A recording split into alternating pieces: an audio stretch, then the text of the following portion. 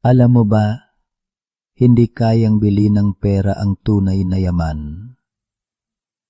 Ang dami nating hinahabol sa buhay, mga gamit, pera, pangalan. Pero pagdating ng huling araw natin, wala tayong madadala ni isa. Alam mo kung ano ang natitira? Kabutihan, pagmamahal, mga alaala na iniwan natin sa iba.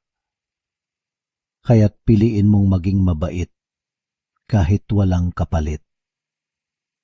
Sa dulo, hindi ang mga material na bagay ang mahalaga, kundi kung paano tayo nagpasaya at nagmalasakit sa kapwa. Dahil yun ang yaman na hindi nawawala, kahit gaano pa katagal. Maging mabuti, dahil yan ang totoong yaman.